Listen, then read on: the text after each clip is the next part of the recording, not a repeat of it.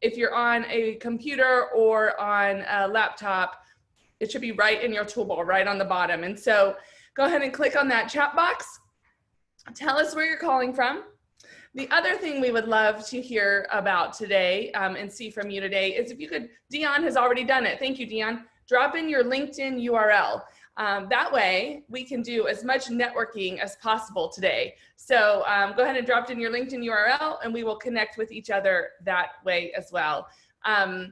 So we have a lot of speakers today, or some great speakers today. You are welcome to connect with them on LinkedIn. You are welcome to drop your questions in the chat box, and we will be taking time out throughout the day today to stop, pause, answer questions, especially towards the end of each speaker. They will also be engaging on the chat all throughout the talk today. Now, if you happen to attend our previous meeting last week, you saw that we had some issues with our technology. So it wasn't necessarily technology, but we had some folks in here that were pretty inappropriate. So if you happen to see anything inappropriate today, we have locked down security, so it cannot happen again. But if it does happen on the chat box or somewhere else, we will shut down the call. Just giving you a forewarning of that, and we are working with Zoom to make sure nothing like that ever happens again. But if it does, we will shut down the call and re-engage the call with everything shut down so there can be no networking. But at this point, we're going to continue at least allowing the networking to happen through the Zoom chat. So thank you, Amy. Thank you, Rich. Thank you, Marcy. Thank you, Jean. All putting your LinkedIn URLs in there. Sherry, good morning. Glad to see you. Sheila, you want to take it away for a few minutes? You're on mute. You are. Case in point. So that's right. If you can't hear us, check your system sound settings. And if you're still having trouble, you can text our Career Connectors line for help, and the numbers on the screen there. Jessica already talked about the chat button, and I'm super hopeful that that will be a great exchange today. And you can also control how things are displayed. You should be seeing the slide as well as some video screens of smiling faces. And depending on what device you're on, you can change how those are displayed. There should be little icons on top of the video screens that control how many of those you see. And so, yeah, I think, Jessica, you already covered the chat. And if anybody has anything unprofessional in a private chat that we can't see, just go ahead and let me know in the chat, and if we need to, we'll rein it in and open it back up. But that's not going to happen because it is a good day. It is a good day. Thank you, Sheila. Okay, so this morning we have Jean Brees here to do Discover and Unleash Your Superpower. And then we're going to hear from Kim at Leslie's Pool Mart and Amy and Marcy at Equality Health. And then we'll close it out. For the last few minutes, we'll catch up on the chat, answer questions. We will talk about our coaching program that is at no cost, and a lot of other resources that we have for you here. So again, just as a reminder, engage on the chat. Tell us where you're calling in from. Tell us what kind of job you're looking for and your LinkedIn URL. And that way we can start to be connecting with each other. If you have questions, drop it in the chat, and we will do our best to respond to all questions, either publicly or privately, depending on what the situation is. So let me introduce our friend. I'm so glad to know Jean. I'm so glad to know her. Jean Brees is with us today. Here at Career Connectors, we are about empowering you to what's possible. So it is with special excitement that I'm pleased to welcome Jean Brees to our meeting. Jean is Arizona's highest ranked and most reviewed motivational speaker and business coach. She speaks and blogs about leadership, high-performing cultures, and empowering women, and her articles can be found in Business magazine. Have you ever wished you could trade feeling stressed for feeling blessed, feeling tired for feeling inspired? Jean is going to give you 5 moves or superpowers that are shared by all those who are extraordinary in their field, and give us practical ideas we can immediately use to become unstoppable. Please join me in welcoming Jean Brees. Yay! Thank you, thank you. Megan. I was reading this LinkedIn article yesterday, and it was giving tips if you want to be an extraordinary writer. And I love to study people who do the extraordinary, so I had to read the article. And one of the tips was, if you want to be an extraordinary writer, you have to be willing to do the equivalent of walking down the street naked. And I got to thinking about that, and I'm like, you know what?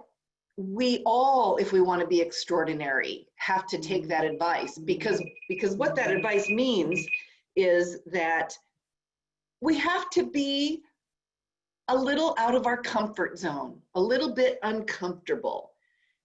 And we have to be willing to reveal a little bit more about ourselves than we might be comfortable with. So, question for you all today. And as you look at your screen, you'll see where you have your icons, near where that chat button was, you'll see a button that says reactions. And if I could ask you to share with me, there's two reactions there. There's a hand clap or a thumbs up. I don't care which one you use, but share with me how many of you are feeling uncomfortable right now, like out of our comfort zone. Anybody can relate to that? I am actually seeing heads nodding, so that's super cool. And I'm seeing some reactions here. So, Jessica, I'm seeing you. So I'm seeing your thumbs up, so thanks. I know that you get what I'm talking about. It's a strange time, and many of us are feeling out of our comfort zone. And that's okay. That's okay that we're out of our comfort zone, because that is one of the paths to becoming extraordinary. And you're going to hear about that more as we go through these superpowers today. So if you're feeling uncomfortable, if you're feeling tired, how many of you are feeling tired? Give me that reaction there.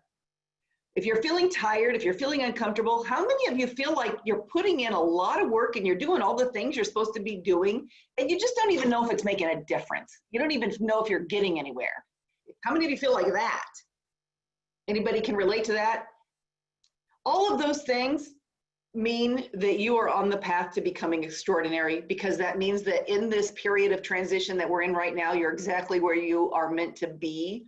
And we're going to talk about things you can do to help you move through this transition to get to the other side. So let's get on with the program here. And I think that's on me. Let's see, look at it. I can do this. There we go. A little bit about me. Why should you listen to me? What do I know about superpowers? Well, I spent over 20 years in the corporate world working for a Fortune 10 technology firm. I created and led award-winning teams. Every team I had was an award-winning team. I am currently the president for the National Association of Women Business Owners here in Phoenix. Earlier this year, I was named one of Phoenix's outstanding women in business in Phoenix. But probably the most interesting thing about me happened when I was 15 years old. When I was 15 years old, I'm the oldest of 4 kids. My parents were divorced, and we lived in Maryville. So how many of you guys are familiar with the Maryville area? I was living in Maryville back then. It was a nice suburban area. And my parents were divorced. I'm the oldest. I was 15. My sister's 12. My brothers were 10 and 5. And one night, a couple weeks before Christmas, my mom decided to go out on a date. And as she left, her and her date looked back to us kids, and she said, "I'll see you in about 3 days." And she laughed, and we thought that was a weird thing, but we laughed, because when somebody laughs, you laugh along with them. And she went out. Well, we went about our business and went to bed that night. We got up the next morning, and Mom hadn't come home. And we went about our business that day, and day 1 came and went, and Mom didn't come home. And then day 2 came and went, and Mom didn't come home. And finally, we got to day 3, and we're like, yay, it's day 3. We're so excited. We thought Mom was kidding, but she's coming home. Mom didn't come home. Day 4 came. Day 5 came. And at this point, we started to run out of food. And at this point, it's now about a week before Christmas. So have you all seen Mr. Rogers? Everybody know who Mr. Rogers is? I'm seeing some heads nodding. So Mr. Rogers has a video that is brought out anytime there's something happening in our world of a big crisis. If it's maybe it's a tsunami or maybe it's a big earthquake, and they'll bring out this video, and Mr. Rogers is talking about when he was a young boy, and his mother would say to him, whenever there was disturbing news on TV, his mother would say, look for the helpers. Look for the helpers, because there's always helpers. And so at 15, a week before Christmas, running out of food, I'm the oldest. I felt like I needed to do something, so I looked for the helpers. And I called the social services, and they came. And the first thing that they said to me is, Jean, it is a week before Christmas. All of the resources that we have to help families like yours have already been allocated. There simply are no more resources to help your family. So I need you to prepare yourself and your siblings for the fact that there won't be a Christmas celebration for you all. There won't be a Christmas feast. There won't be gifts. They thought it would be better if my siblings heard that from me instead of from strangers. But I gotta tell you, at 15, that was a very difficult thing to tell my siblings. Our father had left us. Our mother had just abandoned us. And now we're hearing that even Santa isn't coming. And we all know why Santa doesn't come. We must be some really bad kids. So the second thing that the social worker said to me was, Jean, it's a week before Christmas. And at any time of the year, it is going to be really difficult to place 4 children in one home. A week before Christmas, it's just not going to happen. So I need you to prepare yourself, and I need you to tell your siblings that we're probably going to have to separate you. Now, if the first news was difficult, this was devastating.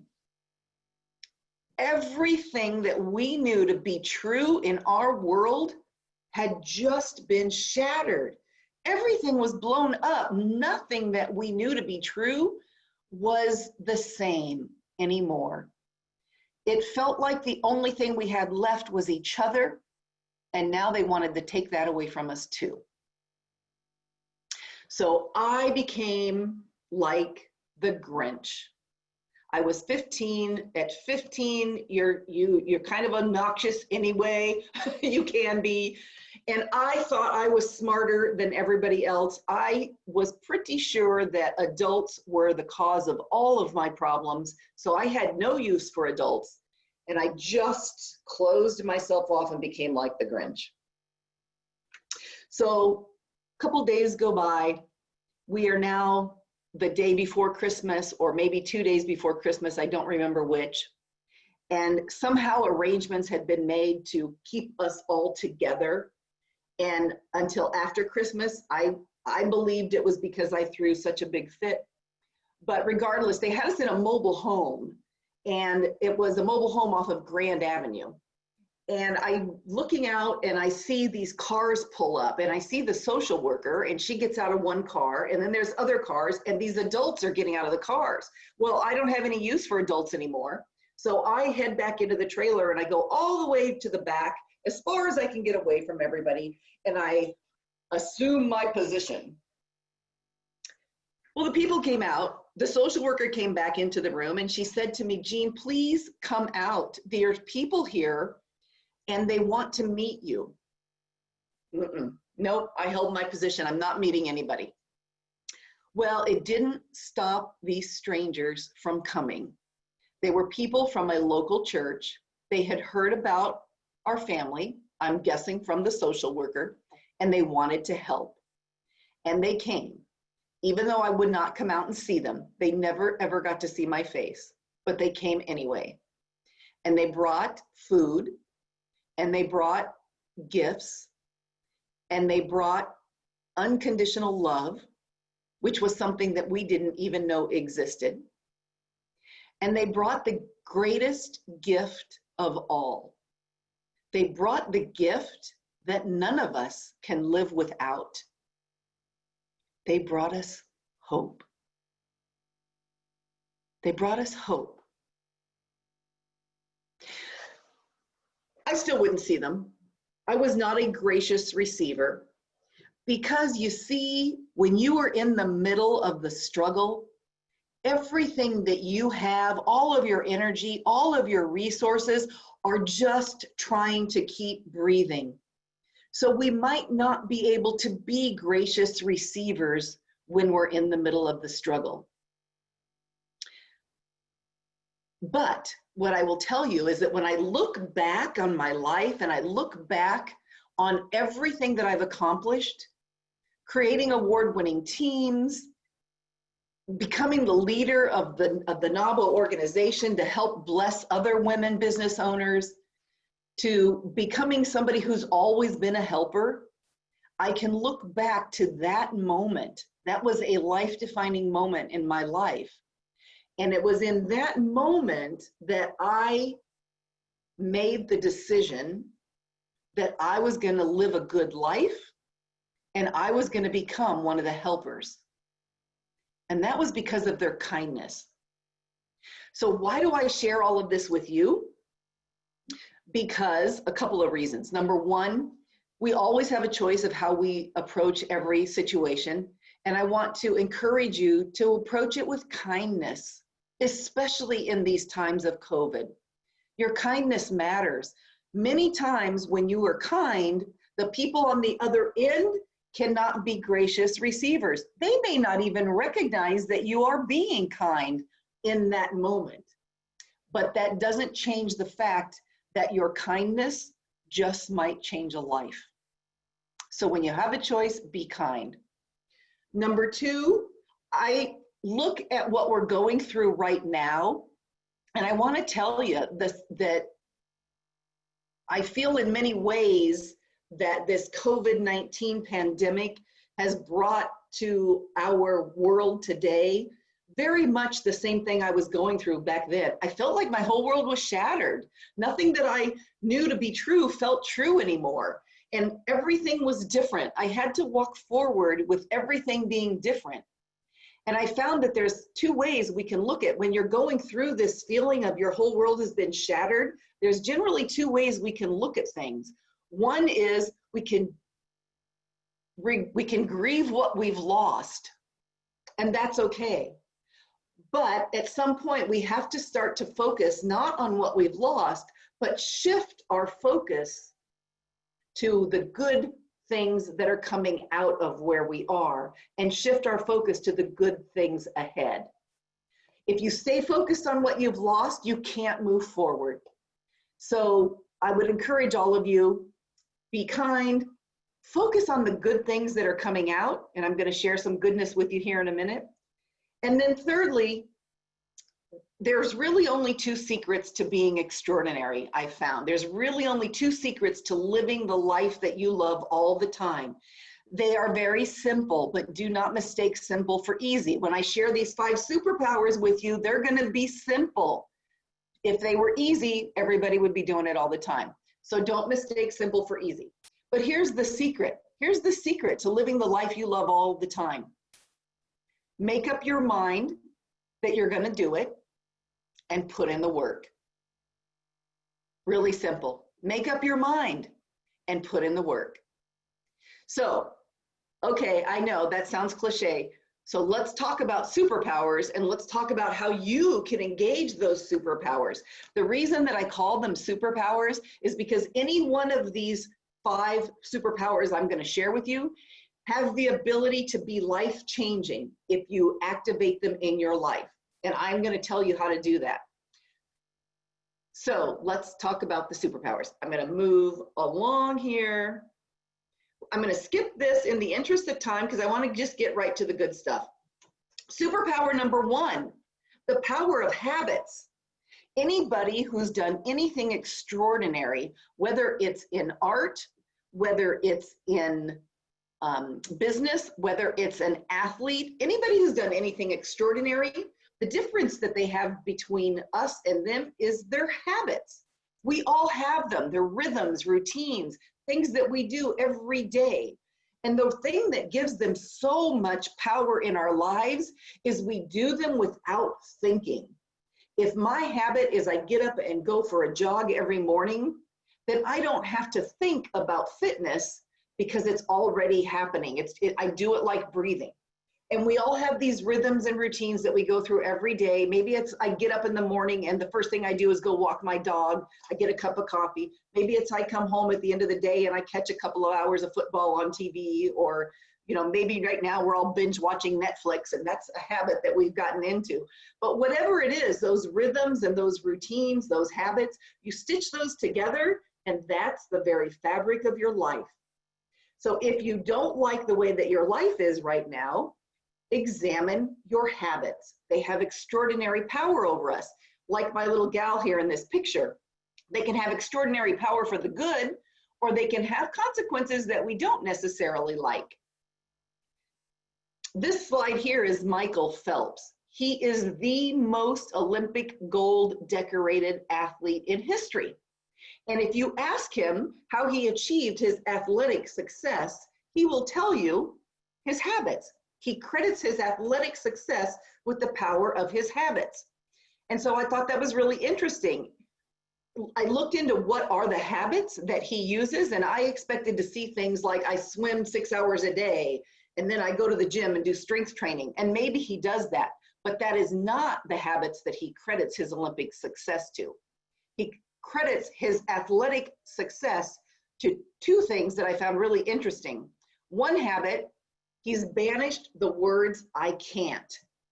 He does not allow himself or anybody that works with him or in his circle to use the words, I can't. Seems really simple, but hard to put into place. So banish I can't from your vocabulary. One other way I like to think about this is the way that the Arizona Diamondbacks use this habit of saying, banishing I can't. They have a policy they call FOTSI, find a way to say yes.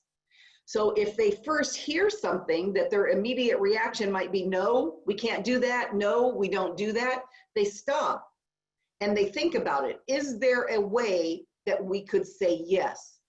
I'm going to tell you, I've used this in my own career as a speaker many times when I'm first asked to do something that I want to say, no, I don't do that. No, I don't go that way. I say, can I find a way to say yes to that?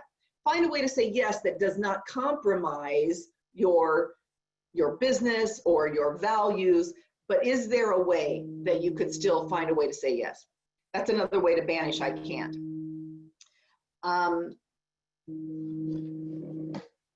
The other habit that Michael Phelps uses that I love is he uses the power of envisioning success. And those who study the neuroscience of the mind will tell you that your brain cannot distinguish that which you envision from that which is really happening. Vince Lombardi, great coach, used to have a saying, winning is a habit. Unfortunately, so is losing.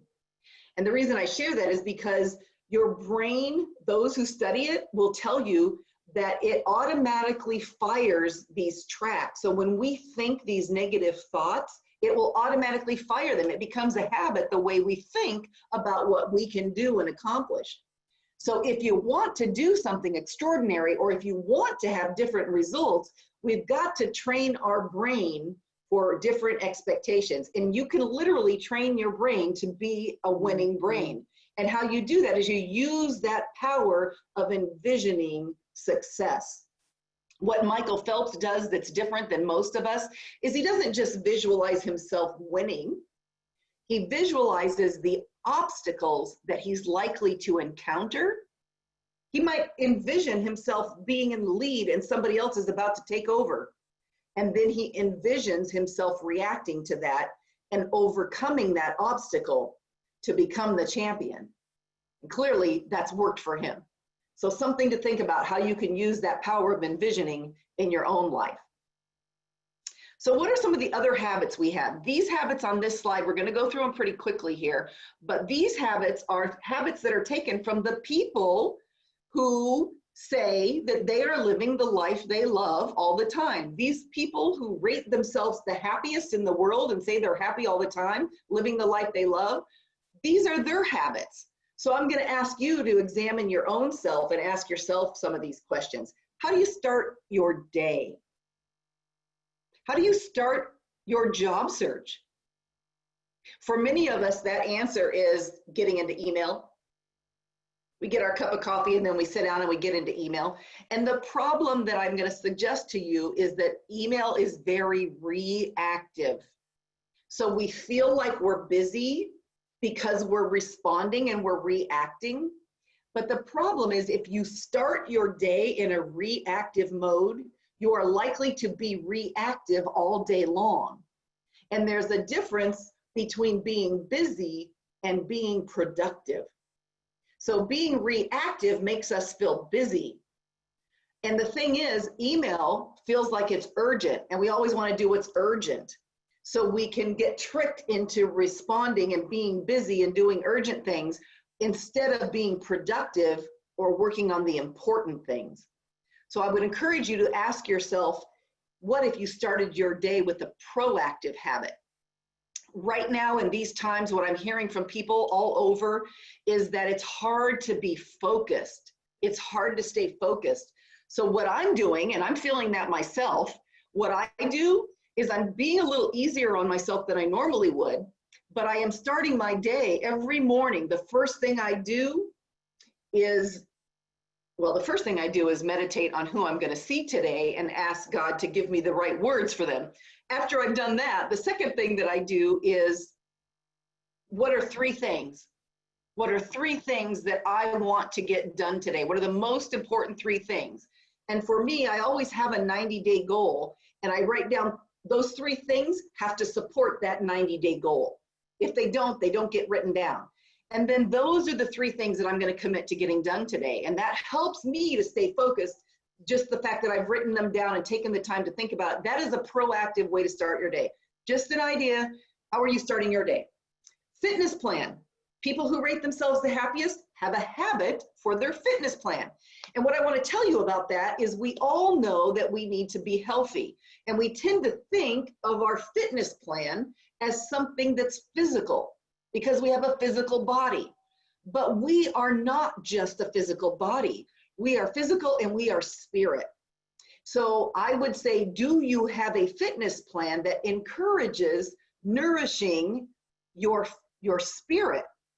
Because studies are now telling us that people who nourish their spirit are more successful, are more creative, they're more productive. So when you do things like take time to daydream, that's actually productive because it actually releases and uses different parts of your brain that allow you to think through problems differently than if we're only always being focused on the physical.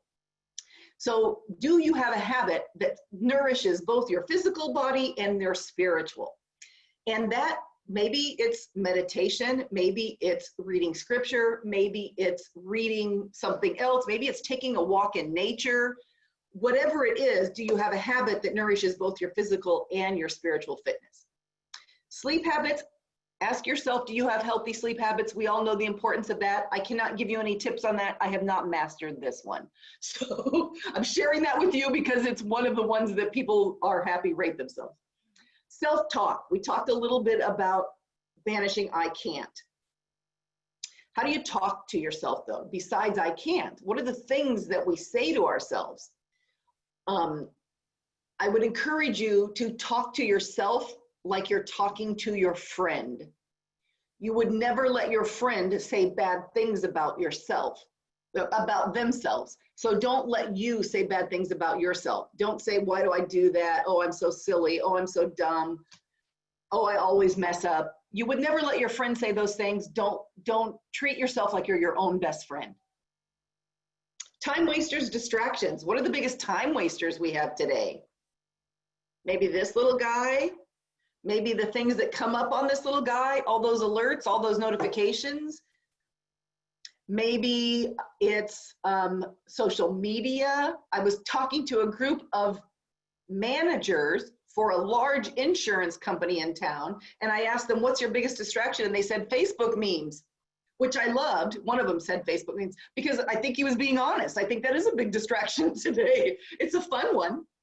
But ask yourself, what are your biggest time wasters and distractions? And is there a habit that you would like to change for that? My tip for this one is, because studies have shown that every time your attention is taken away, every time you're interrupted, even if it's a 30-second interruption, it takes you 23 minutes to recover from that 30-second interruption.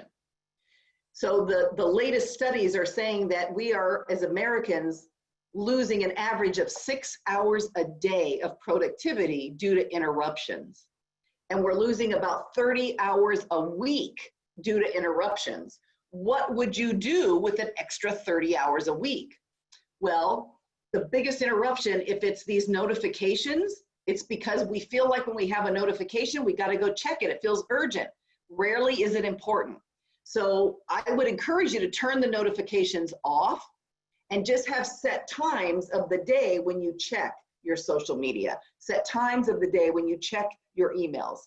I'm going to tell you that in 30 years in sales, I've never lost a deal because I didn't respond to a notification right away. I have all of the notifications turned off because I don't want them popping up and distracting me from getting those important things done. I want to focus on the important, not the urgent. Sometimes it's important and urgent, and then you do need to focus on that. So, but usually it's not. Waiting for the future. This is a habit that some of us can get into. I'm going to do it when. I'm going to write a book when I retire. I'm going to do this later. You know what the truth is about when your life gets better? Your life gets better when you do.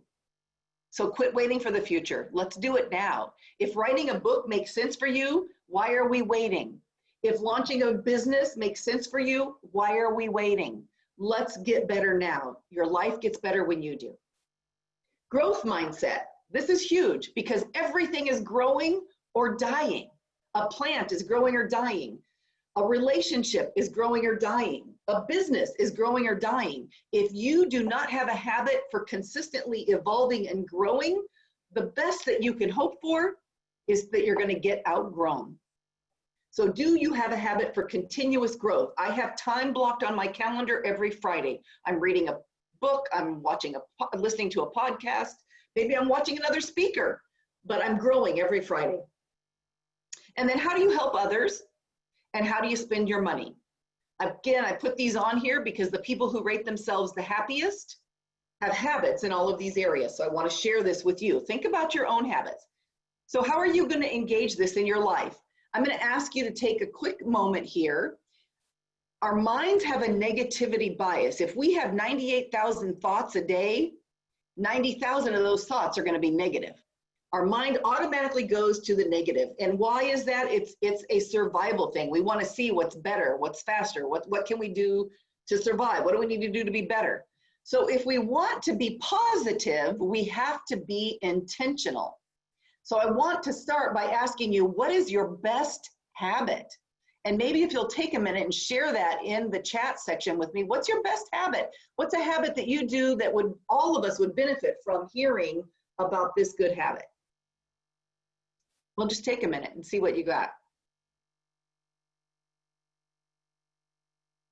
Thank you, Rob. Rob's weighing himself every day as soon as he wakes up. That's a great habit for fitness. My mother told me when I was young, if you watch your weight every day, you don't have to watch it when it's too late. Walking or biking, that's a great way to start every day. Starting your day in prayer. Thank you, James. A gratitude list, I love it. Lots of great habits here. I'm gonna keep moving so that we can get through all of but don't keep adding these here so that we can share them with everybody. I love the going to bed. Thank you, Judy. Was that Judy that said that? They're moving so fast, or Jacqueline. So when was the last time that you implemented a life-changing habit for the good? And maybe I'll just change that. Maybe now is the time for you to implement a life-changing habit for the good. Okay, we're going to move on to superpower number 2, the power of purpose. I was reading an article from Forbes magazine, and it was talking about the #1 trait that recruiters are looking for when they want to hire a new leader. If they want to hire a new executive, especially a new CEO, the #1 trait they are looking for is purpose. And why is that? Because when you are clear, when you have clarity in your purpose, others will follow you. When you are clear in your purpose, you can influence others to action. So maybe you're thinking, but Jean, I don't want to be the CEO. You know what? I will say to you, we are all CEOs of our own life. If we are not living the life we love, then we own that. Nobody else owns that. We're the CEO of our own life. And so how our life is turning up is up to us. And in that role as CEO of our own life, we're influencing others every day. Maybe we're influencing people we meet. Maybe we're influencing our children. Maybe we're volunteering in the community. So it's important for all of us to be clear on our purpose. The problem is our culture is a culture of doers. We do. We're on the go all the time. We rarely take time to stop and figure out who we are. We go to college, we get out of college, we get a job, we get stuff. As soon as we get stuff, we need to have stuff for our stuff. And it just never ends. We just keep going. So I would say to you, do you know your purpose? Maybe now is a good time to spend some time thinking about your purpose. If you are not clear on your purpose, well, let me come back to that. Here's what I want to tell you first. Truth. There are 7 billion people in this world. There is no one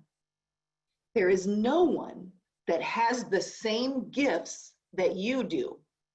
The same gifts with the same skill, the same experience, and the same knowledge that you do. And when you use your gifts with your knowledge, your skills, your experience for your purpose, that's when you become unstoppable. That is when the magic happens. I cannot tell you how many clients that I have worked with that got into a job without ever realizing what their purpose was, and it wasn't the right fit. And life has a way of showing you when you're off track. The reason I'm sharing this with you, we're in the state of transition. Spend some time figuring out your purpose and start with your gifts, because you were born with your gifts. Your gifts were given to you to fulfill your purpose. If you don't know what they are, how do you figure that out? Well, you look to the things that you can do all the time and never get tired of. You look to the things that you are passionate about. The things that have probably been with you since you were a little kid. When I was 10 years old, I was organizing all the kids on my street, and I was saying, what do you want to be when you grow up? You want to be an actress? Let's write a play and have you star in it. You want to be Miss America? We held a Miss 35th Street pageant when I was 10 years old that I organized because one of the little girls wanted to be Miss America. I was always trying to help others realize their dreams. That's been in me since I was a kid. Your gifts are in you. And why do I tell you this? Because, well, I'm going to tell you this first. How are we going to engage this in your own life? Send an email, pick 5 to 7 people. They can be people that you worked for. They can be people that worked for you. They can be peers. They can be friends. They can be family. Pick 5 to 7 people, send them an email, ask them to share with you 3 strengths. What are 3 of my top strengths that I do really well? And what is one thing that I could be better at? Send that email out and wait for it to come back. It's going to be amazing when you start getting these things back, because if you send it to 7 people, you're going to get 21 things that you're amazing at come back to you. And I keep all of those things in a separate folder. And when I'm feeling down, I go back and look at it. Look at all these things I'm amazing at. And somebody else has said that. It's not me. The amateur move would be to focus on the thing that they said you could do better.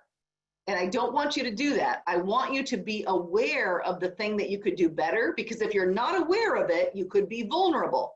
For me, I don't like spreadsheets. I can do it, but it takes me longer and it makes me get sad.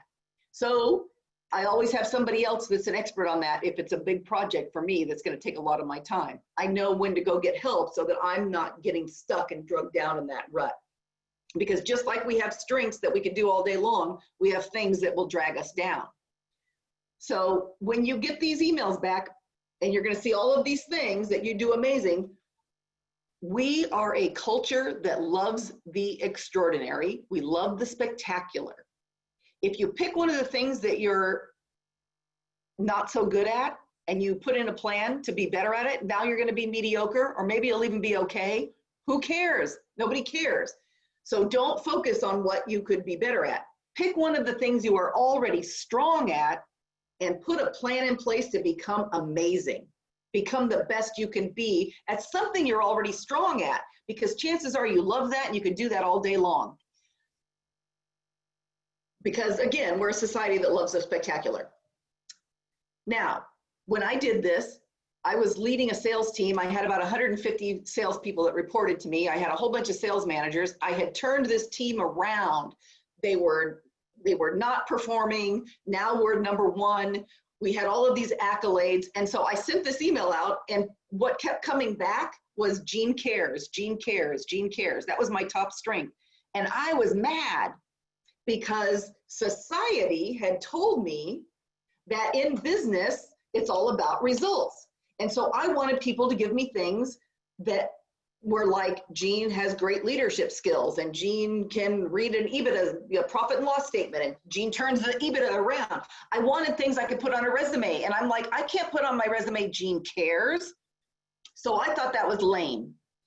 But the truth is, that's your secret sauce. Whatever comes back as your strength, as your gift, that's your secret sauce. And I share that story with you because even though society and culture had taught me that that was not of value, that is my value. That is why my teams were number one teams. That is the difference. So whatever comes back for you, forget about anything you've been told about the value of that skill, and figure out how to be amazing at it, because that is your secret sauce. All right, we're gonna move on now. Superpower number 3, the power of your beliefs. So we've talked about this a little bit. We've talked about banishing I can't. We've talked about the way we talk to ourselves, but what about those beliefs that we hold that have been rooted deeply within us? And I'm going to say this, a belief is nothing more than a conclusion that you've come to about a certain experience or circumstance or about anything. It's a conclusion that you've come to. I believe there's 2 kinds of truths. So let's look at this picture here on the screen on the slide. You guys have all seen something like this before. Some people see a couple of faces. Some people see a vase or vase, depending on how you like to say that. Some people see a table. Are all of those things true? Yes, they're all true. And that's the tricky thing about our beliefs. They're conclusions that we've come to. So what I tell you is there's 2 kinds of truths. There's truth with a lowercase t, and there's truth with a capital T, because there is an absolute truth. When you look at this, whatever you see, that's true. Those are all lowercase t's. Is it true that I was abandoned as a child? Yes, that is true. That was true in that's true for a season. Is it true that I'm unlovable or unwanted? That is not the absolute truth about me.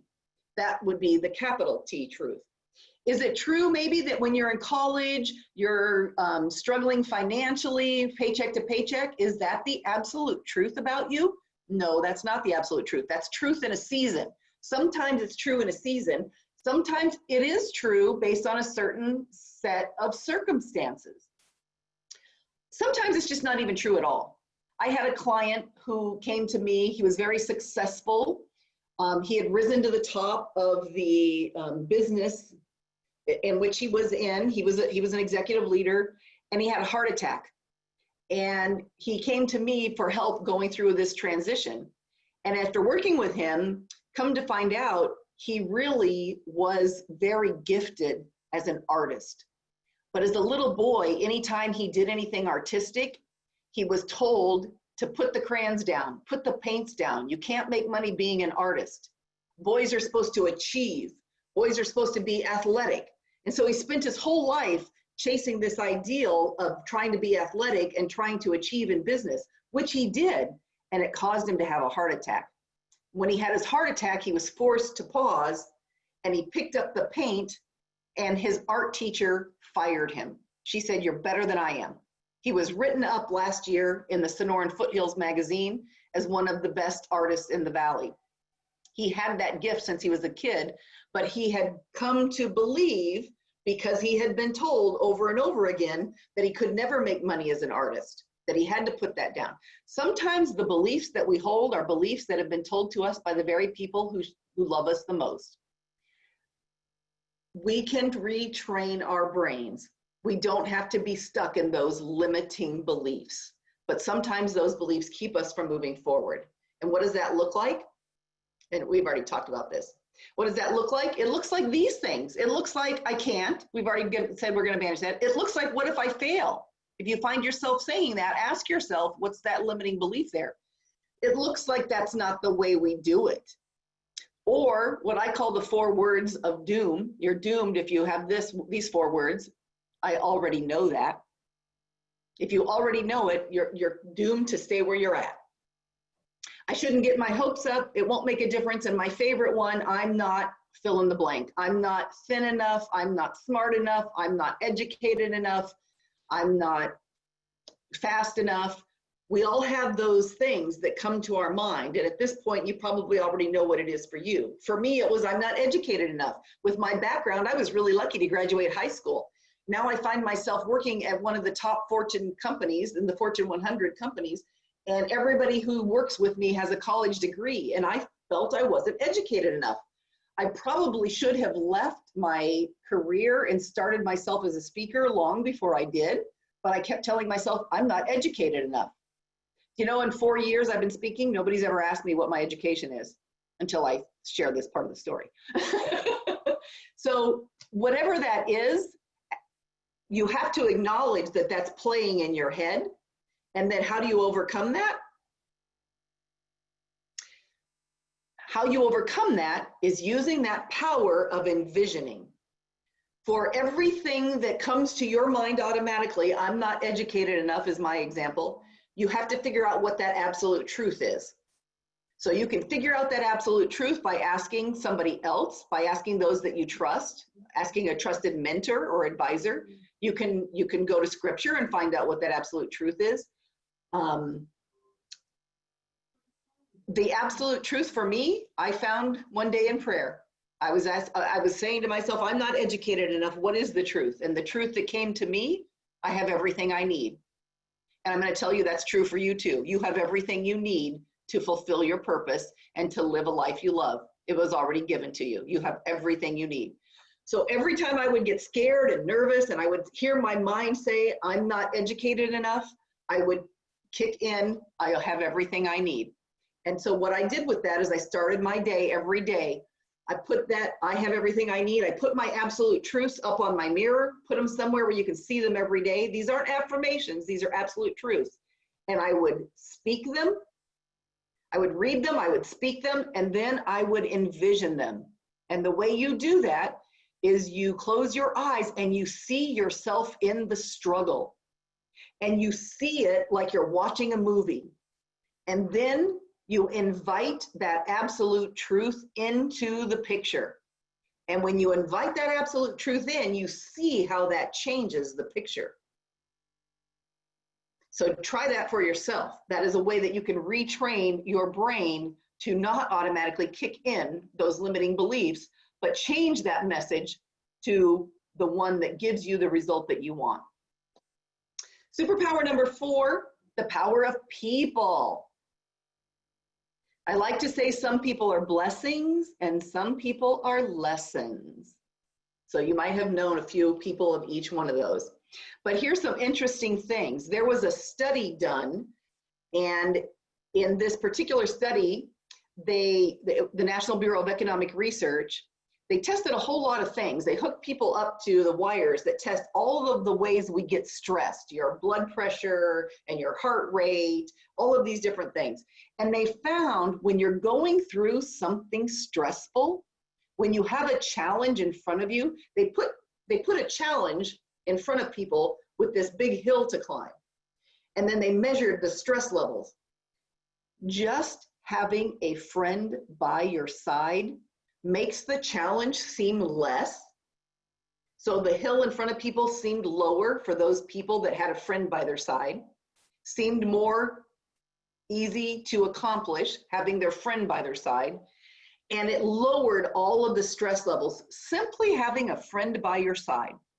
So in today's times during this pandemic, we're in a whole new world here, but we still have our people, and we can still increase the people in our circle. So when I say some people are blessings and some people are lessons, and I talk about this quote here, doubling the number of friends in real life has the same effect on your well-being as a 50% increase in your income.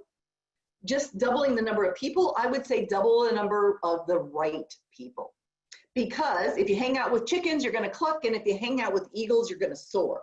And what that means is not that chickens are bad and eagles are better. That's not what it means at all. It just means if you want to do something extraordinary, if you want to do something you've never done before, there are going to be people who don't understand. And oftentimes those people will be naysayers, and those people can often be the people that are closest to us. When I wanted to leave the corporate world and step out and launch my own business, my biggest naysayer was my daughter. She was a financial planner. So in her mind, it made no sense. Mom, just hang in there. You got 25 years. Hang in there for 5 more years and retire. Why would you start a business now? Because when you know what you're meant to be, you got to go do that. That's why. You're never too old. You're never too young to be who you're meant to be. What I'll tell you is my circle, everybody that was in my circle were people that were doing extraordinary things, but they were all people in the professional world. They were all people that were collecting a paycheck every week. I am not that person anymore. I am a person who now owns my own business. I'm a female entrepreneur. I had to find new people who are doing what I wanted to do. So if you want to do something that you've never done before, if you want to do something extraordinary, find out who's doing it already and connect with them. Some really easy ways to do that during the pandemic: use your LinkedIn. We do not use the most underutilized resources on LinkedIn are the people that we are already connected to. And the reason I say this is when I started my business, what I did is I figured out, I spend a couple of hours each month figuring out, who do I need to know? Who do I need to add to my circle? Who has already done what I want to do and is doing it successfully? And when I figured out who those people were, I went on LinkedIn and figured out who I knew who knew those people. And then I could call up and I could say, hey, Jessica, I see that you know Joanne, and I really want to know Joanne. Can you introduce me? Boom. That was so easy. I don't have to think of something witty to say. I don't have to think of a smart LinkedIn message or email message to send to Joanne, because Jessica can introduce me. I'm just using you as an example, Jessica. Thank you. But it's a really easy way to do that right now. So think about who you want to add to your circle, because we are not meant to do this journey alone. We need to know when we're off track. We need somebody to tell us when we are letting our limiting beliefs stop us. Even Steve Jobs said that he, in the beginning, was leery of having a coach. But what he learned is that having a coach or having a mentor does not mean that that person is smarter than you. That means that person is there to encourage you when you need to keep going, or when you have your own limiting beliefs getting in your way, or to tell you when you're off track. So find a trusted advisor, find a mentor. I highly encourage that. And just a couple of examples here. Luke had Yoda. Katniss had Haymitch. Daniel had Mr. Miyagi. And even Wonder Woman had General Antiope, and even the Kung Fu Panda had that little white thing. So who are you learning from? Who is guiding you right now? Who's keeping you on track? It's okay to get a mentor Doesn't mean they know more than you. It means they're helping you get through this transition. Okay, so how do you put this power, how do you put this superpower of people? I'm gonna skip this one, I don't like this one. So what I want you to do to put that superpower into action in your own life is to think about who you need to add to your circle. And if there are naysayers, you don't need to get rid of those naysayers out of your life. I'm not gonna get rid of my daughter, but you might need a little distance, or you might need to make sure that you've got a truth, an absolute truth. So when those naysayers start saying things to you, you know what that absolute truth is, and you can immediately remind yourself so that you can keep moving forward. Think about who you need to add to your circle and put a plan in place to add somebody today. Okay, so this last, number 5, this last superpower, the power of action. None of the rest of this does you any good if you don't move into action. Because studies tell us that only 10% of people who come to a seminar or come to a training actually move into action.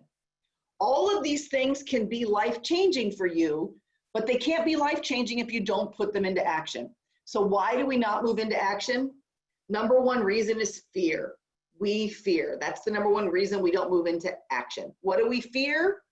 We fear failure. I'm going to come back to that one. We fear failure. I was watching a America's Got Talent episode with my daughter, who was 10 at the time. And this group came out, and they were from another country. I don't even remember what country they were from. The guy stood up there to talk to Simon Cowell and tell him about who he was. And he said, we are a group of people who wanted to do something better. We wanted to do something extraordinary. And we wanted to make our lives better. We have no professional dance training. We have no professional athletic training. We have no professional gymnastics training. He says, I take anybody who wants to be in my group. And his group was people of all ages, all sizes. He had young children, he had older people, he had genders.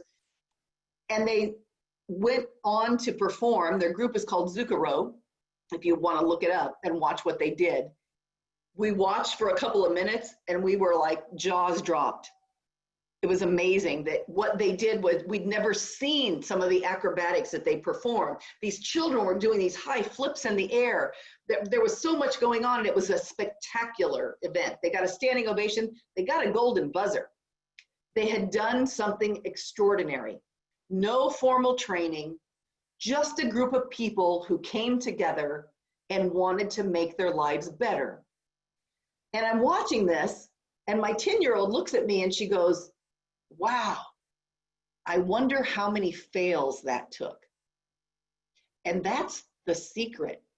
You have to give yourself permission to fail. We don't move into action because we're afraid we're going to fail. But the truth is, anybody who's ever done anything extraordinary, that's the secret to success. We take action and maybe we fail. But we learn what didn't work, and then we adjust, and then we repeat. Take action, fail, learn, adjust. I've taught my kids, there's no failure unless you don't learn from it. So take action, give yourself permission to fail. I'm gonna go back to this other slide real quick. It's a bonus choice, and it's a bonus power, and this is the power of choice. Many, many, many times when you feel stuck, if you feel like you're stuck, it's because we've forgotten that we have a power of choice. You always, always, always have a choice. Sometimes the only choice is how you're going to react, but you always have a choice. So if you're feeling stuck, ask yourself, what are my choices here? And ask yourself, sometimes it's just changing your perspective. Something as simple as, I have to do this today, to I get to do this today. Sometimes the choice of the words that we use makes all the difference. So try that. I have to versus I get to. Because everything we do is a choice. You don't have to do anything. So remember that you always have a choice. That's your bonus superpower. All right, so here's the 4 steps, and I'm running out of time. I'm going to wrap up real quickly. You must believe, you must be deliberate. So you must believe that you are destined for greatness, because you are. You have those gifts. You have you need to You have the gifts you need to fulfill your purpose. You must be intentional. You must strategically plan your time and get a mentor, get a coach. And here's your 5 superpowers: habits, action, purpose, people, and your beliefs. They spell happy. That's how you can remember them. So as I close up today, I want to share one quick story with you because I think it is pertinent to the situation that we find ourselves in today. And this story is about my son-in-law. Every year in the spring, I buy caterpillars, and I buy these caterpillars so that we can watch the whole transformation process through the eyes of my grandkids. And when you get the caterpillars, it tells you when they go into chrysalis mode, they will start to shake. They will get violent right before they're ready to hatch, right before they come out. They shake so violently that you can actually see the internal struggle that is going on as they are transforming and trying to emerge as the beautiful butterfly that they're meant to be. And the directions that come with the butterfly, the caterpillar kit, tell you, do not help the caterpillars emerge when you see them struggling. Well, one year my son-in-law couldn't take it because he's watching these caterpillars and he just can't take watching the struggle. And he grabs a little pin and he pricks open the chrysalid, and the butterfly emerges. And it had one big, beautiful wing that was fully formed, and it had one wing that was not able to form. It couldn't fly. The wing was never able to develop. Because you see, it's the very struggle itself that builds up the strength that the wings need to fly, to become the beautiful being that they're meant to be. So I know I started today saying that we are all going through a transition, and this pandemic has felt like it's one brick on top of another getting piled on us. I know that you're already in a transition, and now we're transitioning in our culture and in our history. It feels like a struggle. And if you're feeling like you're struggling, and if you're feeling like you're tired, I want you to just keep going and just keep pushing through, because we are going to get to the other side of this, and you are going to emerge stronger and better and as the beautiful being that you are meant to be. That's all I have. Thank you, Jean. Thank you so, so much. Personally, I needed this today.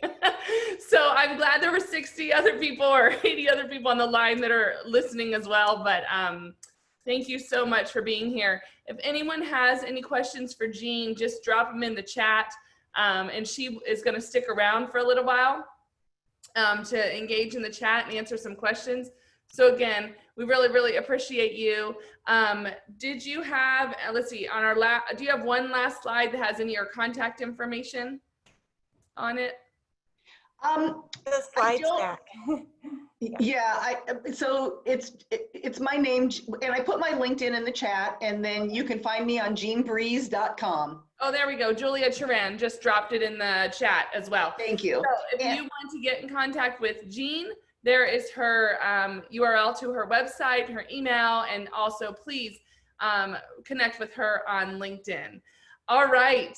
Thank you so much. We are going to move over to our hiring companies now.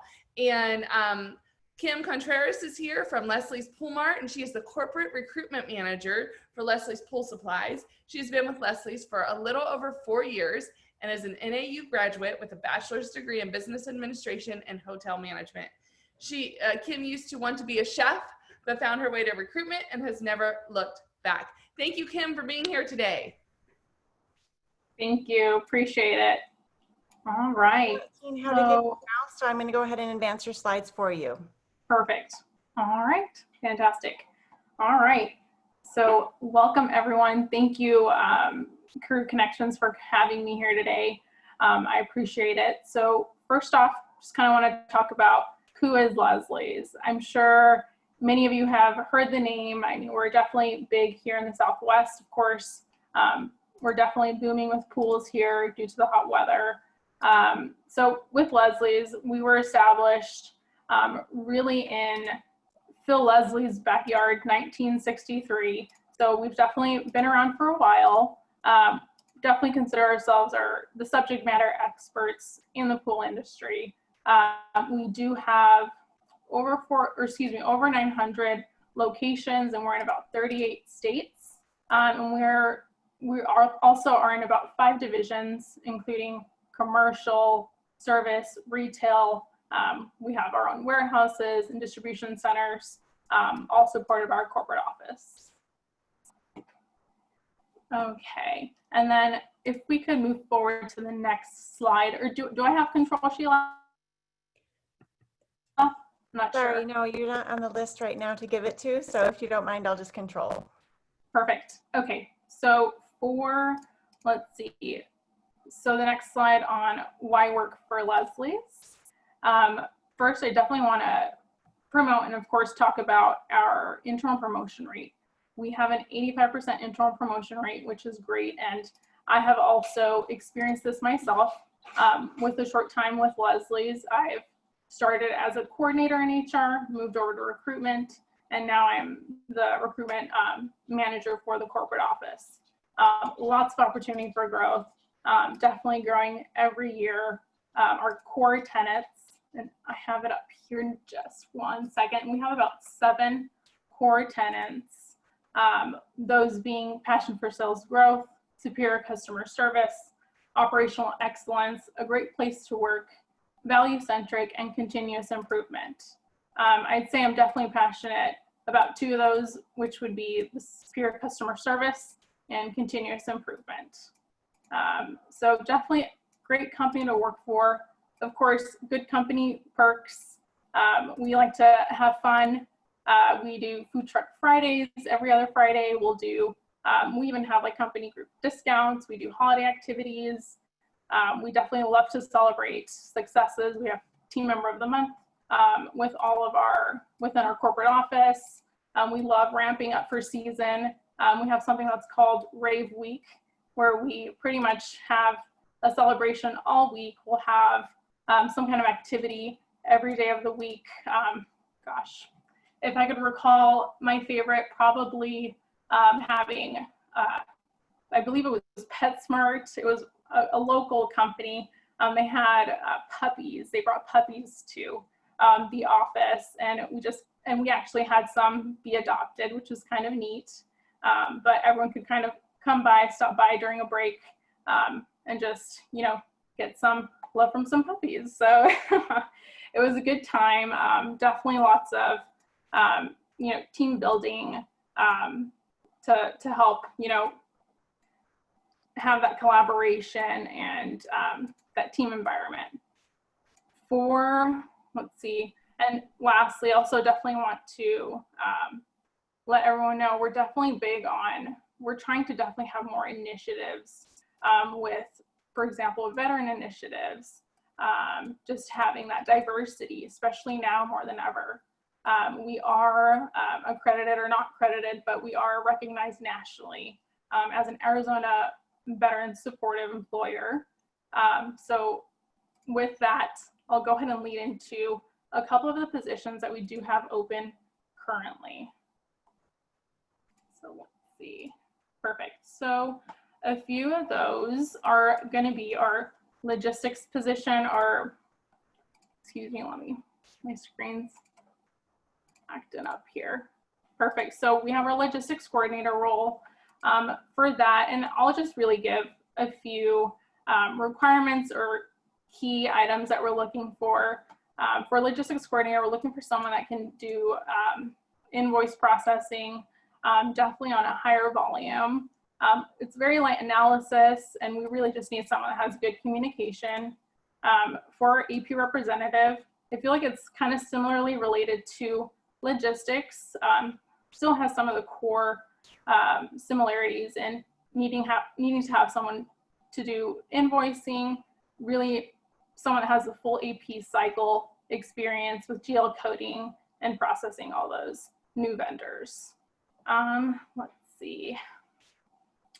And then ultimately, we definitely have, I want to say most of our positions, you're definitely wearing many hats.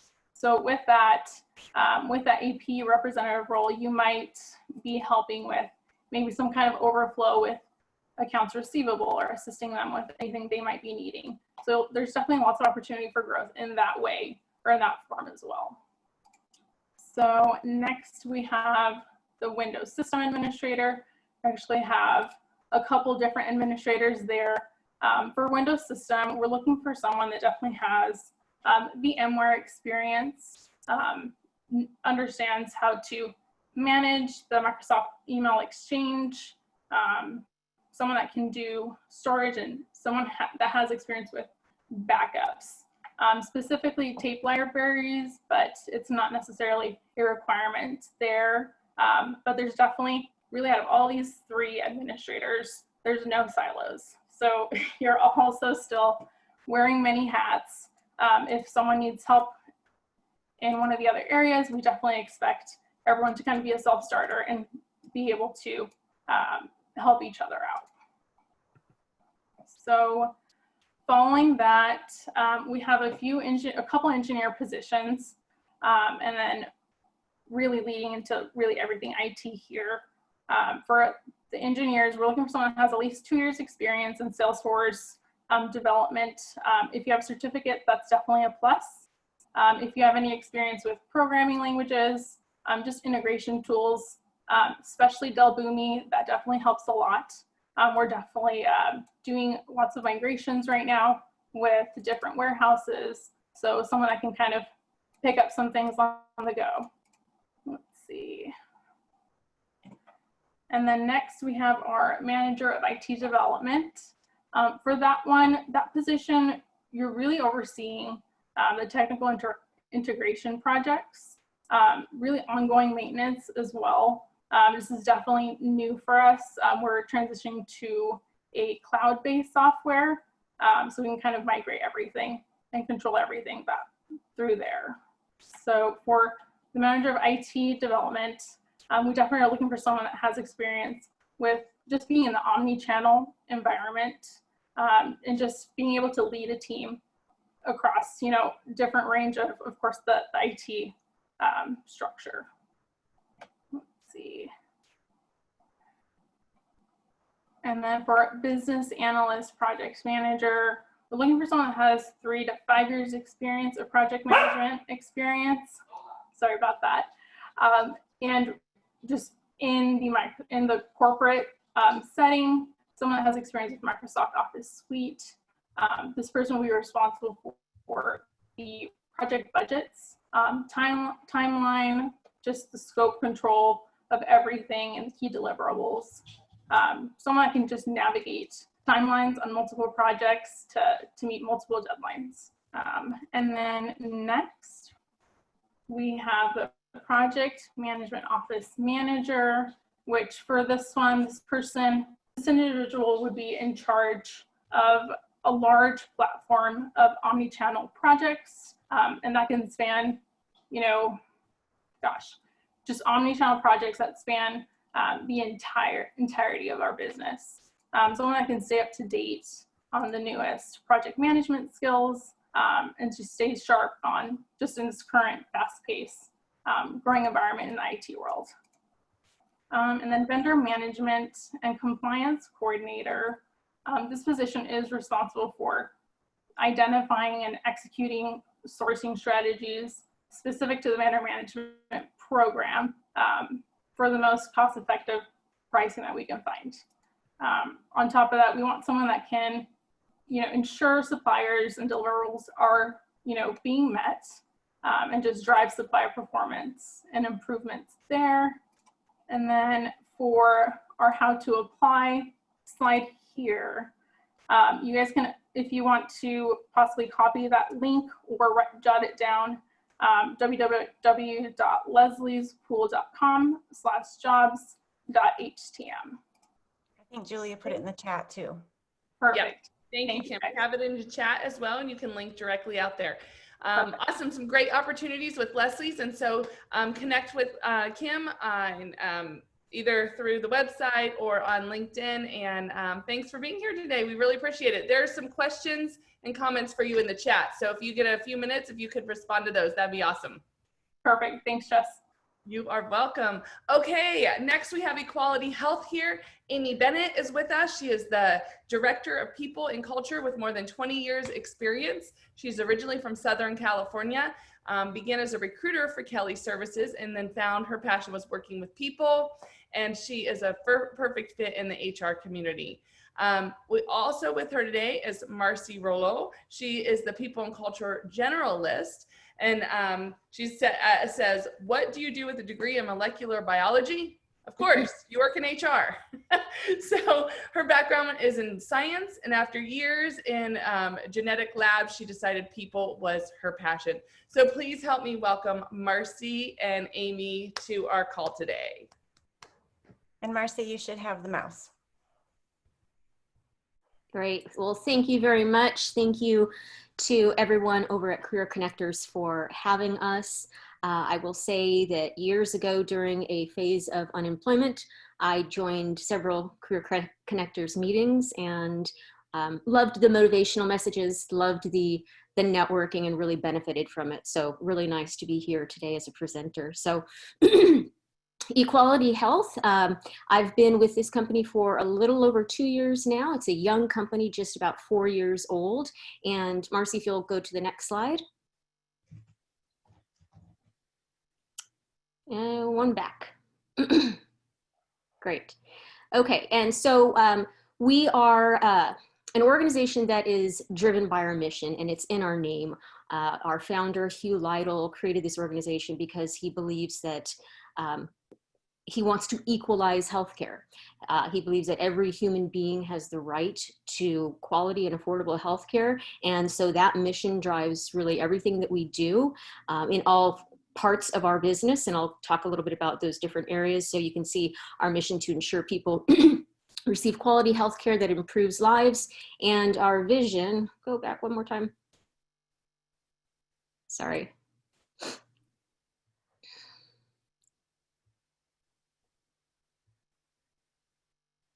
That mouse must be working overtime right there.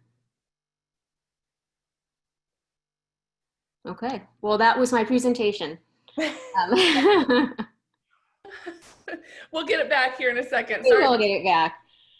A mind of its own. There we go. We're on our way back. Yep, just keep going that way.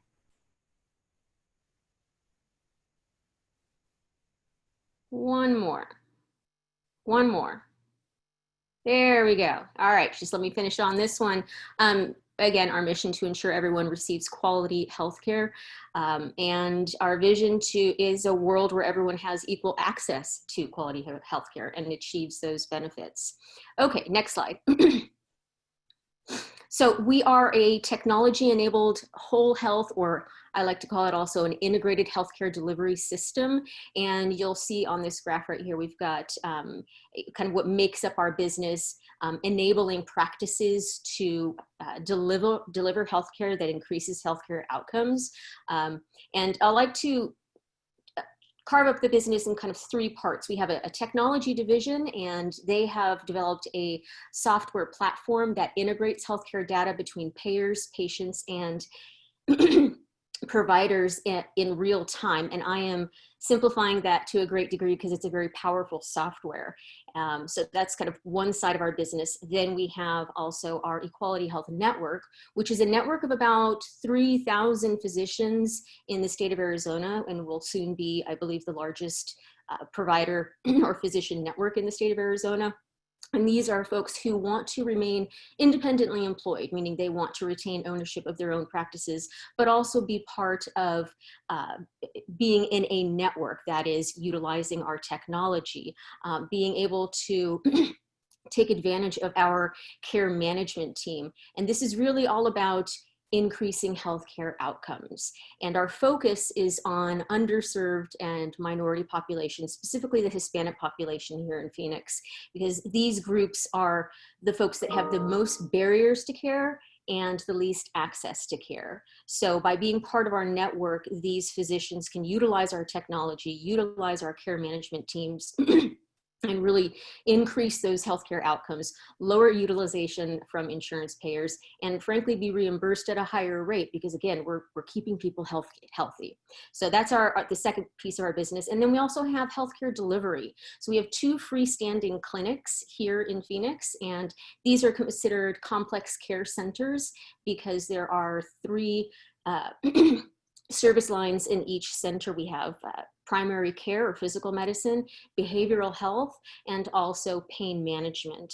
And for any of us who have been in the healthcare industry for any period of time, that is the trifecta of healthcare, in that if you're dealing with pain, be it chronic pain, substance abuse, addiction, you are 9 times out of 10 going to be screening positive for depression. These 2 things overlap. We're really looking at the whole person here. And then also, maybe you're dealing with a physical condition. And so by providing these 3 services underneath each roof, that again increases access to care and takes away those barriers to care.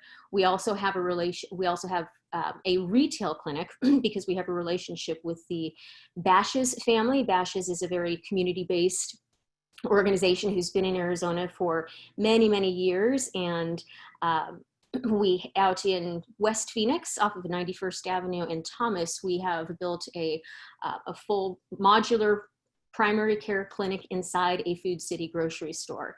And again, this is, if we're looking at the minority population, specifically the Hispanic population, it's a store where they trust, they are loyal to.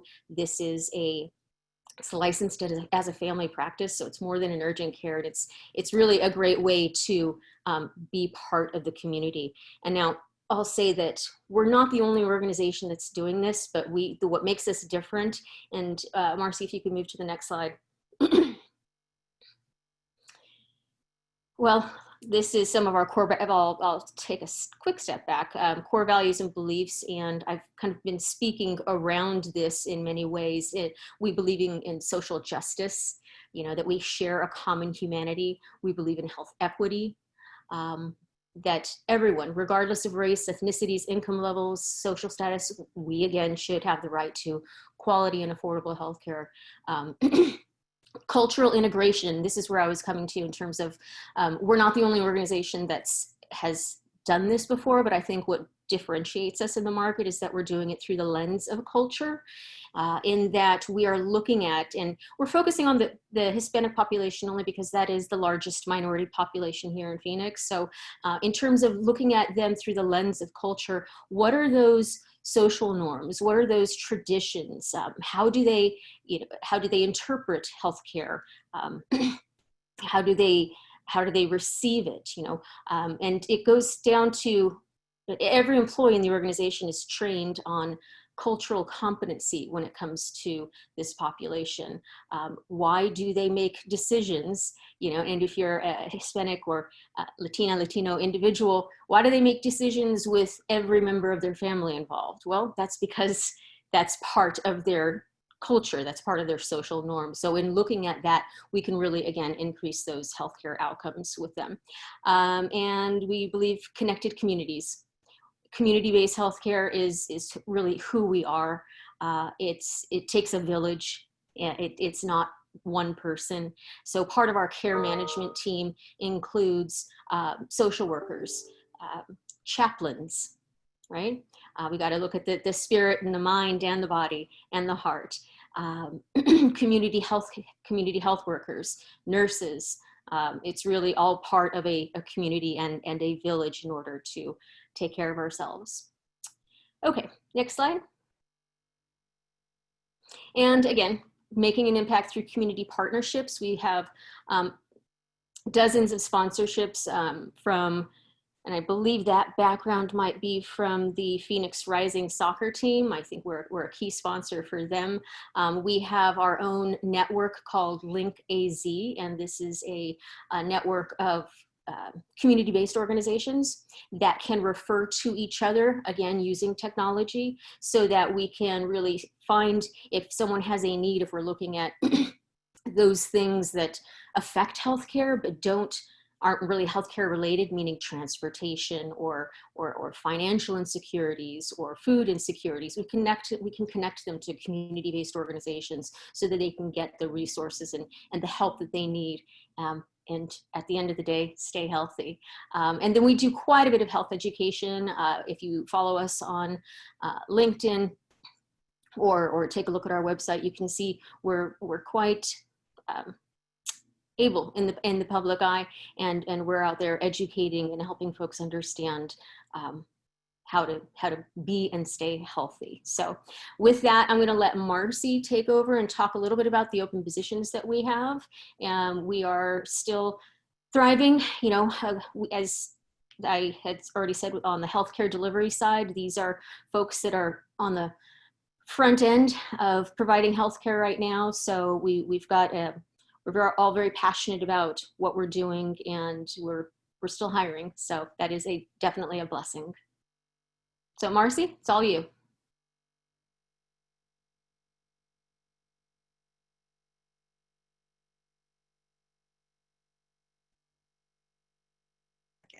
Okay.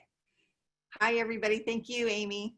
So I am a generalist for Equality Health, and I really have a big part in the recruitment, which is probably the best part of my job, because I like bringing people into the company that are really mission driven and mission oriented like our company is. The bottom line is we're here to help people. And so we've got a wide range of job openings usually most of the time. And so you can come from administration, or you can go all the way to technology. We have legal, financial. We have all the different services available. So right now we have a few positions open. We have a technical project manager, and this person is going to be working with our informatics team, which is, we have a new leader. So that's going to be exciting. This is a brand new position for us. And they're going to be kind of leading the analyst team as far as leading them as far as, you know, what kind of projects are important to them and who's going to be prioritized for those projects. Because right now, you know, they've got a lot of requests. We have a behavioral health therapist that we are opening up this week. And that person is going to be a licensed counselor. And so that's important to have the licensing. So normally with these positions, I always stress the importance of paying attention to the job description and the requirements, because, you know, we do really stick to what's under the required licensing and education requirements. We have a case management RN position open, and we also have a case management RN manager position open. Those we'd like to fill those, of course, quickly as possible, because, you know, we do have a lot of need in the healthcare community right now. We have a provider network development manager open, and that's going to help bring providers into our area. And so we can work with them and get them on the Care Empower platform and working with our teams. We need a practice performance manager, and this person is going to be kind of a liaison between the providers and our company to make sure that their systems are all engaging correctly and the integration goes as planned. We have a software development manager position open, and this is also another brand new position because we are growing at this time. We do ask that the position have a couple of years of leadership training, and we are interested in some Java programming. That's our platform that we use, and so it's important to be current hands-on training. So we have some really great positions open. Right now, of course, we're working from home.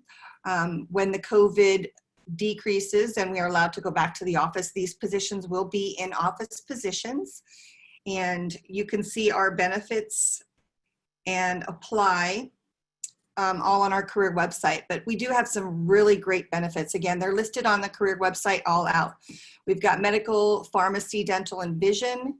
And those begin on the 1st of the month after your start date. So you don't have to wait longer than 30 days for any kind of coverage. We have HSAs and FSA options. We have basic life, AD&D, and voluntary life insurance. We have short-term and long-term disability that are paid by the company. We have 401k options with the 5% match. We have PTO. Your first year, you get 15 days off for PTO. We also allow our employees to volunteer during work hours for up to 8 hours a year. We have a free employee assistance program, which offers legal assistance, counseling for families. For anybody in your family, you're able to use the employee assistance program. We have 8 paid holidays per year. And then we also have a nice employee referral program where you do get paid when your referral begins. So we've got lots of great benefits, and there's more listed on our website as well. We have bicycles that we can ride back and forth between offices, which I really have, fun doing that. We have snacks and drinks in our break rooms, and you can kind of see we have a really fun culture. I'm sitting, this is our corporate office picture, and we're located downtown. So we're in, a lot of the cultural things downtown. There's lots of things to do. There's lots of restaurants, lots of places to go, visit museums, cultural centers, things like that downtown. We do pay for parking or public transportation as well, so you don't have to worry about paying for your commute or for parking once you do come to work. So we've got some really, really great benefits as far as that goes. And it's important for us to find people that are aligned with our mission. We are a very mission-driven company, and so we would like people, that really want to help others in the community. That's very important to us. See here. So here's our website, and we have a great careers page. And again, there actually are more benefits listed out on that page. Our application process is very simple. It takes just about 5 minutes. You would upload your resume and complete a short 5-question application, and then you're finished. It's not going to take you a couple of hours to complete that. So don't be afraid to go and apply. And we're doing all of our interviews remote right now or over the phone, just for everybody's information. We're not requiring you to be in the office. And, we welcome, if you're interested in healthcare, or if you don't have to have healthcare experience for some of our positions. But again, just, go over the job descriptions. And if you have any questions, you can get a hold of Amy or myself. Amy works a lot with all the clinical positions, so she could help you with those. And I do a lot with the technical positions. And so either one of us are available to you for questions. And Great. Next screen.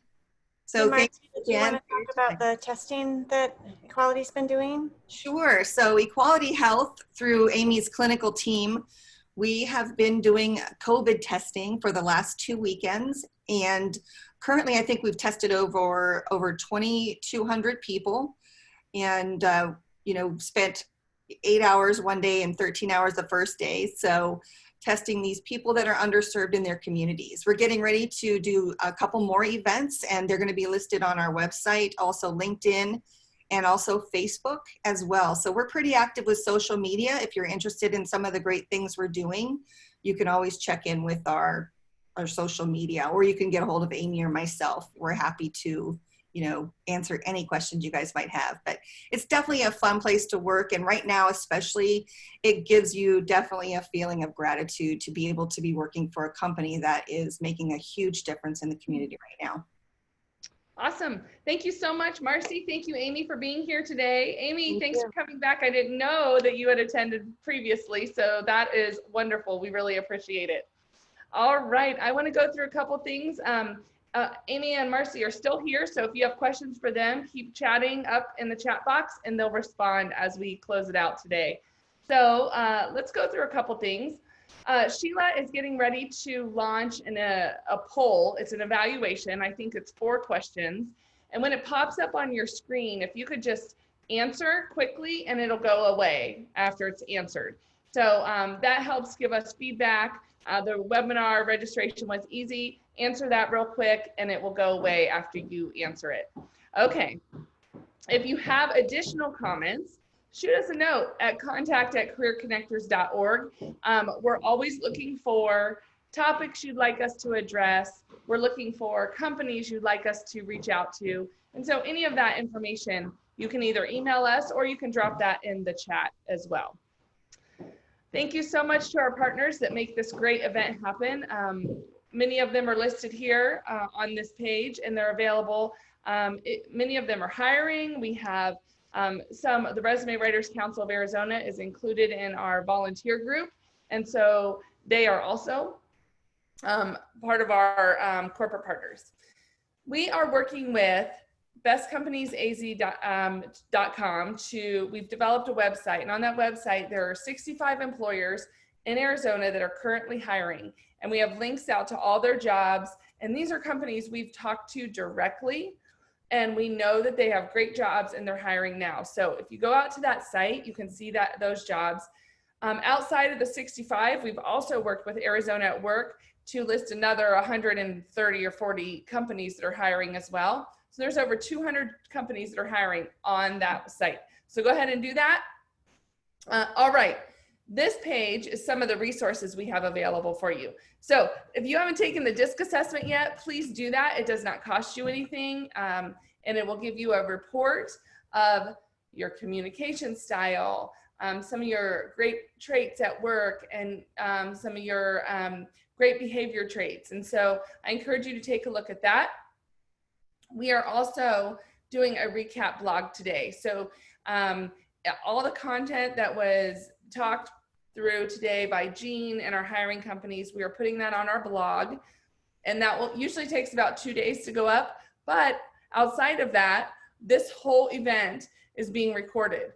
And so it will go live on our website, usually by this afternoon. And so if you want to go out and look at that, it's also posted out. It'll be posted out on our Facebook page. And but if you go to our website, you can find it right there. And we are utilizing our social media a lot. You can find at the bottom of the slide our different social media platforms. And we're on Facebook. We use LinkedIn a lot, and some on Instagram and Twitter as well. All right, so the coaching program that we have. If you are interested in getting some coaching by some of the experts that we work with, they are all offering a 10 minutes meeting with them to review your resume, to take a look at your LinkedIn profile and provide guidance. If you're not really sure your next step, or maybe you want to talk through some of those traits that are really good traits and need some guidance, we have coaches that can help you do that.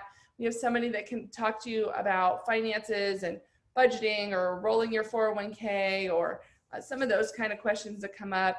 If you have an interview coming up and you want just someone to kind of do a mock interview with you because video is new and different, we would love to connect you there. So go to careerconnectors.org/coaching, fill out the short form, and just click on the areas that you'd like to meet with coaches, and we will connect you with them. So Diane on our team is working hard to make those connections happen. And here's what's coming up. Every Wednesday morning, we have an event, starts at 9 a.m. I lost my job, now what? Naomi Bukta will be talking next week. Blue Cross Blue Shield of Arizona is one of the companies that will be here. Then we have a leader's mindset, your values, measure what matters. Christy Staub will be speaking. So and then in your email you get on Monday mornings, we will have the companies listed, the topics, and so you make sure you can check that out. All right, let's see, I'm gonna go past that.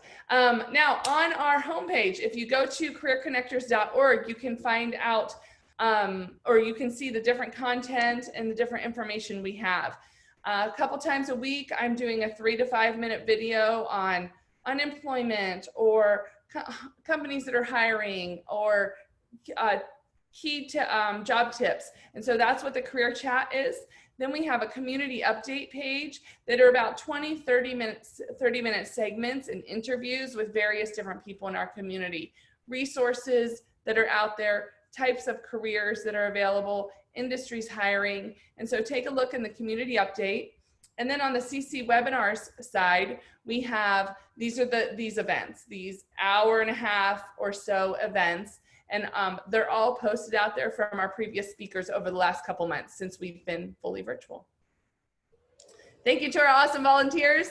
Julia's in the background, Susan's in the background, helping run these. Michelle, I know you're in the background today working. Thank you to the Resume Writers Council of Arizona and our plethora, our army of virtual coaches. We are so incredibly grateful for all of you. All right, I just want to take a look. All right, if you are here today, you know somebody else that's looking for a job. We would love, love, love for you to tell them about us. And so now that we're virtual, just about anybody can attend from anywhere in the country. We have people on the line from all over the United States today. And so please let your friends know. That is one thing that can help us out and help get the word out to help more people. So thank you for being here today. We are praying for all of you that you land into the career of your dreams. Have an awesome week.